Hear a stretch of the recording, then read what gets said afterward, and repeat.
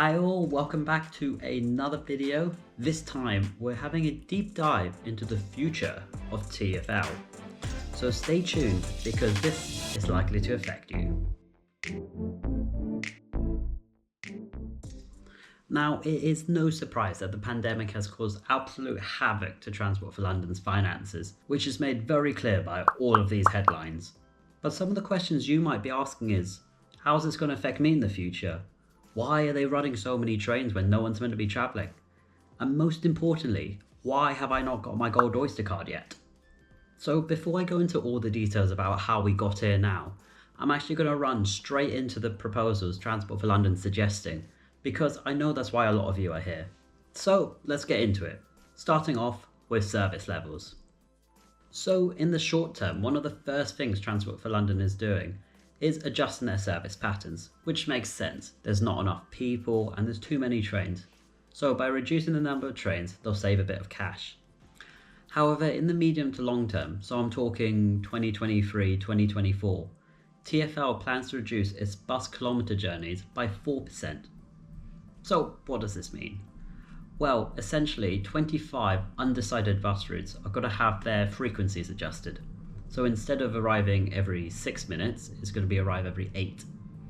There are also plans to adjust some of the routes and services that buses currently do, which has already happened in parts of London. And the next section undergoing this change is Sutton and Croydon. So there are already plans, as you can see on the TfL consultation page. So if you want to object, have your say. There will also be regular reviews as to whether the Night Tube, Night Overground and the Waterloo and City line, basically when they're going to be operating again. But I wouldn't expect any time this year unless things really pick up. TfL also suggests that they're going to be adjusting some of the off-peak service patterns, so you might get a tube less frequently now, which probably is for the best. Bear in mind, TfL has also made it absolutely clear that they will run trains in order to deal with social distancing, so take none of this as fixed. Anyway, revenue is next. So TfL currently relies on fares for a significant portion of their income, which is why they got in the first place. So it knows it needs to diversify from this. But what are they suggesting? Well, in this report I've read, they've suggested potentially reviewing the congestion charge, the one that got upped up in summer last year, I think. And they're potentially considering keeping the timings, keeping the fees, the increased charges for the congestion zone. There are also plans to expand ULEZ, which is the ultra low emissions zone, in October 2021. That's right, this year. And it's extending to the North Circular and the South Circular, although it doesn't include it. Now, yes, this is part of in getting increased income, but it is part of TfL's 2030, 2050 plan to decarbonise the transport network. It also looks like there's a new charge for motorists. Sorry all. With a new Greater London Boundary Charge is what they're suggesting it be called. And this would potentially operate from October 2023. But who would this affect? So essentially any vehicle entering Greater London Boundary would be charged a fare of £3.50 and an additional £2 if they don't comply with a ULEZ zone.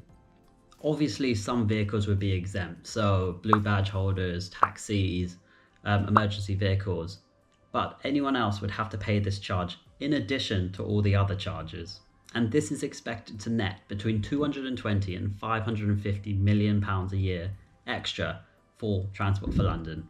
Now, I'm sure some of you might have heard that the TfL fares are going up after its 4-year freeze fare, which is understandable. But there are also talks about suggesting changes to some of the zones, particularly bringing Canary Wharf into Zone 1. So yes, it would mean extra fares, but it would also be an increase in property prices, which TfL can expand on by selling some of their land. So it could bolster the economy as well. This leaves us to our final section, which is the organisational structure and how they go about things. So a lot of these are rather logical, so I'll put them up over here so you can actually see what they're about. They essentially are reviewing the TfL organisation size based on future demand, reviewing the pension scheme and the reward system, so I might not get my gold card after all, There's also the ideas of developing new long-term scenarios based on, the pandemic. What's interesting is that they're also suggesting to keep investment happening, as it's been proven in case studies to be beneficial for the country in the long term. So that's a good sign. There are also talks about improving the way it works with third-party organisations, so Highways England or Network Rail. So they're trying to cut all the random logistical nightmares that they have to deal with. And finally, and probably the most important one, is building up a good cash reserve. Because as they found out, they burned through their money in no time. So how do I know all of this? Well, I don't have a source inside TfL, unfortunately, but they have released their financial sustainability plan in January of this year. And this sets out some of the recommendations, the background, the research they've done. If you want to have a look at all the information, there is a link down below, but it's pretty wordy. So in order to figure how we got in the first place, let's go back in time a bit. So TfL is a local government body which is responsible for London's transport. They started off in 2000 when they were formed by the Greater London Authority, London's regional authority at that time. TfL had the responsibility of London Overground in 2003, and since then have formed many smaller services within the business, including the DLR, London Buses, Dial-A-Ride, and all of these. Yes, they even have a museum and a depot if you want to check that out when it's open. Now, I don't want to go into the politics of everything, as most things do. However, the Mayor of London has a significant impact on Transport for London. Some argue that Sadiq's 4-year fare freeze, which he introduced as part of his charter of being mayor, hurt TfL in the long run because they couldn't build up this cash reserve they needed and were paying to run services, whilst other mayors have decided to push business rates up, and this has led to a reduction in bursaries for Transport for London. This small chart will explain how much each mayor has added in debt, but bear in mind, Boris had to factor in the Crossrail debt, while Sadiq had to do all the underground signalling upgrades, as well as additional Crossrail costs. So it is comparable. Now, even though it was a public company, back in 2015, the government underdid a spending review, and what they found out is that they had to cut tons of money. The Department of Transport told Transport for London they had 5 years to be self-sufficient, and they would receive no additional grants after 2020. And if this were to happen, it would be the only public transport organisation to operate in Europe without any funding.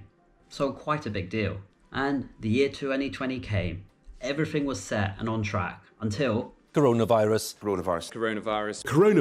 We have it totally under control. So TfL had to try and balance all the social distancing, supporting key workers getting to work, making sure their own staff were safe. And they burned through almost all their cash reserves very quickly, at roughly £600 million a month. And by May, they were in desperate need of a bailout. And this is where the government stepped in, eventually, let me add, and gave it set conditions and orders for them to receive the money. There was a second £1.8 billion bailout in November of 2020, and I believe the only conditions were keeping the £15 congestion charge, a consultation about having driverless trains, which could be something to look for in the future, and TfL operating a ferry whilst Hammersmith Bridge was being repaired, and TfL would have to bear this expense. Mind you, this £1.8 billion is only expected to last 6 months, so by March this year, there will be other talks with the government, I imagine. Now, I've kind of gone on a bit, but how do we get here in the first place? Well, it all has to do with TfL's business model. Transport for London highly relies on fares, which in some years was 70% of their income. So when everyone stopped going to work and going out, their income dropped, understandably. On top of this, they had to pay down their debt because they weren't getting any grants anymore, which I think was about £8.6 billion in 2016 from memory. So also as part of this bailout conditions, TfL had to have this financial review, which is what this report is all about. And it does suggest that TfL plans to be self-sufficient by 2023 or 2024, which is pretty soon considering everything that's happened. I guess it's only a matter of time until we find out. Anyway, as always, thanks for watching, keep safe, and I'll see you next time.